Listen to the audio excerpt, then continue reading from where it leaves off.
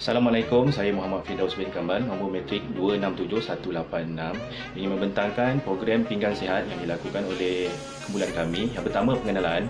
Pelaksanaan program yang berunsurkan jalinan perhubungan yang baik di antara organisasi dan masyarakat merupakan di antara hal yang sangat ditekankan dalam usaha mewujudkan pemahaman terhadap pentingnya sebuah terma yang disebut sebagai perhubungan awam. Yang kedua, memandangkan kepelbagaian aktiviti berunsurkan perkhidmatan awam mampu untuk merealisasikan bagi mewujudkan pemahaman yang jitu, maka sebuah program yang berunsurkan pendedahan kesedaran kesihatan terhadap institusi awam telah dipilih sebagai salah satu aktiviti untuk kempen kesihatan yang mampu memenuhi keperluan sesebuah perhubungan awam bagi memenuhi pengekalan imej organisasi, mewujudkan persefahaman organisasi selain mengeratkan hubungan organisasi dan masyarakat awam. Yang ketiga, pencetusan idea bagi program ini adalah untuk mewujudkan kesedaran serta kefahaman yang kian dilupakan oleh masyarakat sehinggakan mereka terjebak dalam krisis penyakit kronik. Selain berusaha mewujudkan kesedaran, program ini juga akan membantu kita dari segi pemahaman dan pengimplementasi pembelajaran dalam kursus perhubungan awam dari segi memperkukuhkan imej organisasi, mempereratkan hubungan organisasi dan masyarakat selain mewujudkan kesefahaman di antaranya. Program yang dipilih ini akan membantu menyelesaikan serta mengawal isu sedia ada yang telah dinyatakan dalam pengenalan serta akan dihuraikan selanjutnya dalam permasalahan yang menjadi intipati utama dalam pelaksanaan program kesihatan ini, iaitu program pinggan sihat. Assalamualaikum warahmatullahi wabarakatuh. Nama saya Ahmad Zaid Kamarudin Awang, nombor matrik 267445. Mengenai tajuk penyataan masalah. Poin yang pertama, peningkatan statistik penyakit kronik di Malaysia sehingga menyebabkan kematian dan kecacatan. Yang kedua, pemakanan yang tidak teratur serta tidak seimbang. Poin yang ketiga, kesedaran dan kefahaman terhadap pemakanan yang seimbang. Okey, tajuk yang kedua, latar belakang program. Program yang akan dilaksanakan sepenuhnya secara atas talian memandangkan keadaan semasa negara yang tidak mengizinkan disebabkan penularan wabak COVID-19.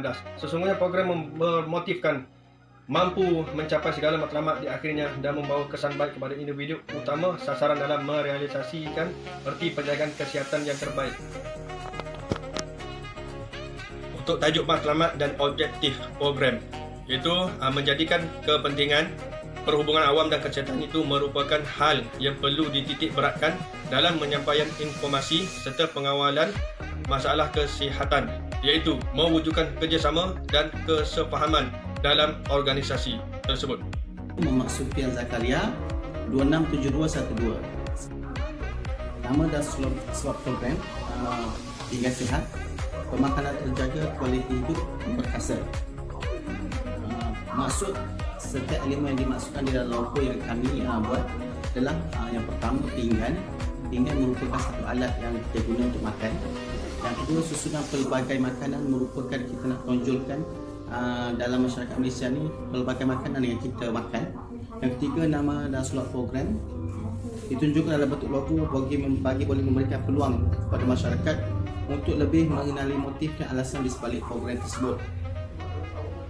Komuniti yang terlibat adalah Pejabat Kesihatan Daerah, Kementerian Kesihatan Malaysia, Pusat Rawatan Diabetes, Food and Drug Agency Malaysia (FDA), National Institute of Health Malaysia, konselor, pakar diet dan pakar pemakanan, dan peserta iaitu rakyat Malaysia. Okay, sasaran peserta warga tua, golongan remaja dan orang awam Malaysia. Assalamualaikum, saya Nur Atika binti Zazali. Saya ingin membentangkan tentang sasaran peserta. Okey, setiap program semestinya mempunyai sasaran peserta tersendiri. Sebagaimana yang kita ketahui, penyakit kronik yang difokuskan dalam pelaksanaan program ini. Okey, contohnya satu sasaran peserta ialah orang tua yang mempunyai kebarangkalian menghadapi penyakit kronik seperti kencing manis, darah tinggi dan sebagainya. Okey, golongan yang kedua ialah remaja dan individu yang mempunyai kebarangkalian obesiti. Okey, yang ketiga orang awam iaitu rakyat Malaysia lah.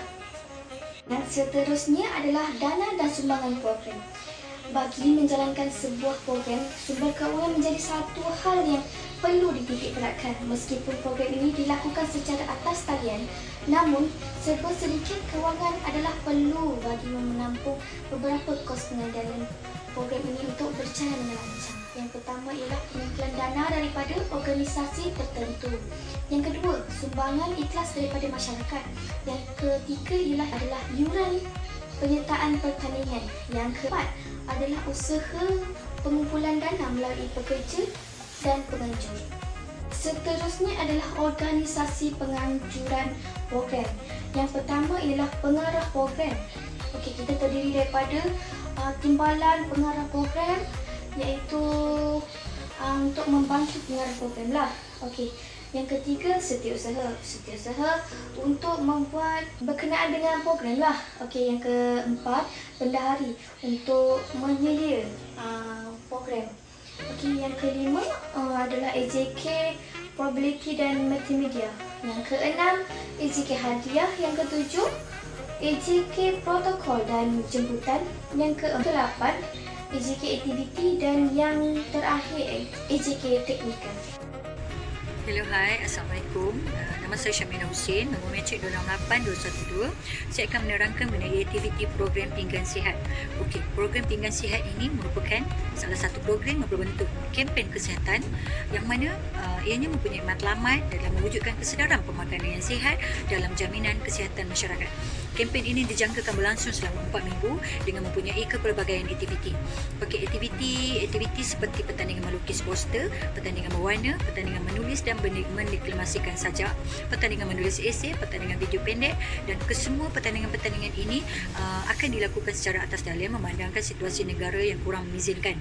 Okey, kita juga ada model-model pelaksanaan dalam berbentuk kelas atas talian juga bersama dengan pakar-pakar terpilih. Dan pada minggu keempat iaitu minggu terakhir, kita akan umumkan senarai pemenang dan juga majlis berasmian serta penutupan secara atas talian. Dia juga akan diselitkan penyampaian sumbangan kepada pesakit diabetes kritikal dari pusat rawatan diabetes yang terpilih. Dan total kos untuk program ini ada sebanyak 8,500, termasuk kos hadiah pertandingan, kos bahan kempen, kos modul serta sumbangan kepada pusat rawatan pesakit kritikal. Kesimpulannya di sini, sesungguhnya dalam usaha untuk kita mewujudkan satu persefahaman dan interaksi yang baik di antara organisasi serta masyarakat, banyak elemen maupun perkara yang perlu dititik beratkan bagi memastikan usaha dan perkara yang dilaksanakan ini mampu mencapai matlamat objektif yang kita rangka sebelum. Sememangnya program yang kita rangka dan laksana ini diharapkan dapat membawa 1001 kebaikan dalam diri manusia selain mampu kita mencapai matlamat utama pelaksanaannya. Dan diharapkan program ini akan menjadi satu cetusan idea terbaik dan pemula kepada pelaksanaan program yang lebih baik pada masa-masa akan datang. Sekian, terima kasih.